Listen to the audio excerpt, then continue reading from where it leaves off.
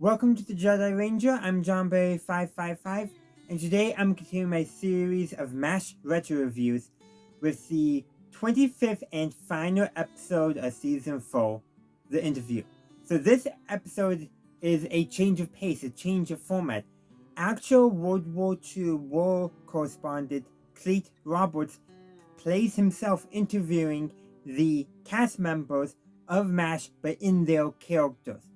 And from what's been revealed behind the scenes, some of the questions were spontaneous, so i.e. they were not in the script.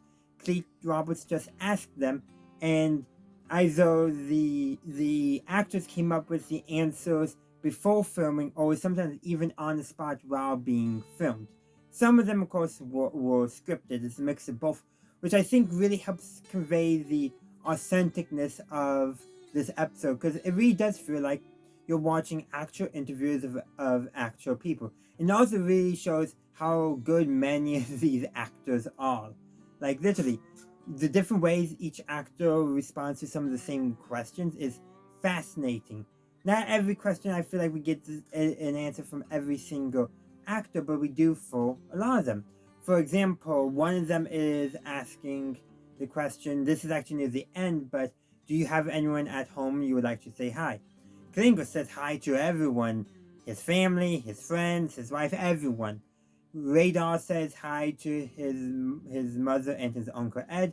Once the individual is like, yeah, they'll make the trip to go see it because apparently Radar's family doesn't have a television in their home, but there is one like next town over. Father McKay just does a simple hello. BJ does a heartfelt hello to his wife and daughter. Hawkeye does a sarcastic hello to President Truman. And they actually bleep a swear when he does that too, because he reveals that he wrote a letter to Best Truman, and he's insulted that he was at least called a son of a bee by President Truman. And Colonel Parker declines to say hello to him because he doesn't think it's dignified to do so.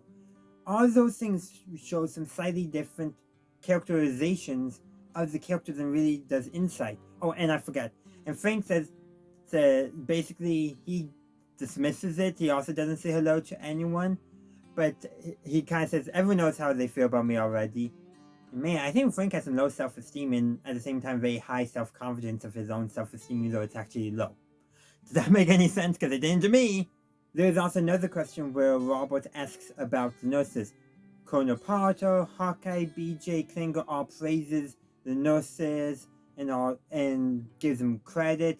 I forget which one of them, but one of them even states that they should get more credit. Meanwhile, Frank, competent, just competent. No praise, no that, just like, yep, they do their job. Which kind of made, and honestly, basically he's like, yep, they do their job. I'm not going to give them any more credit than that. And that does actually very much fit Frank's character. And there's just some other great moments here and there. I won't go through them all because if there's any episode, if you only watch one episode of MASH, I would say this especially would be one of the top ones to consider. So I don't want to talk about all of it.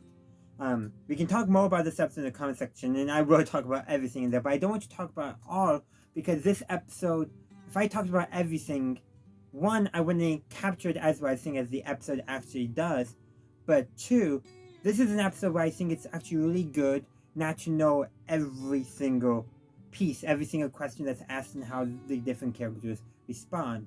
But they all do respond in character and all very much fit the character. I've already stated that, but I do want to reiterate that. And the ones I decided to share are the ones I think best illustrate what I'm trying to explain here. And one last thing I do want to discuss too. This episode has no color. It's all in black and white with the exception of the title and closing sequence. And this episode actually opens with probably a producer stating that this episode is in black and white. Likely because back then wanted to make sure people didn't think there was something wrong with their television. And you know something else too?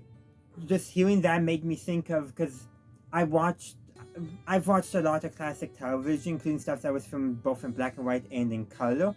But also too, I have watched a show that only the pilot episode is in color, and every single episode, only the pilot episode is in black and white, but the rest of the show is in color. That show being Hogan Heroes, and that always opens up. CBS presents this program in color, and it's just so, just like seeing those remnants of that time. Now, probably back then too, it was like, hey guys, buy color television. And here it's like, hey guys, we're doing this in black and white on purpose. You guys nothing to worry about.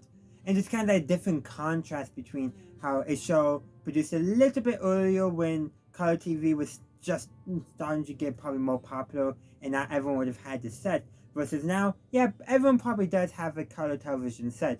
Some people probably don't, but there's some people, when the TV goes black and white, they're probably worried they fail, so we gotta remind them it's not in color, it's actually in black and white. And I just thought that was an interesting. Now, am I right about half my speculation though? I don't know.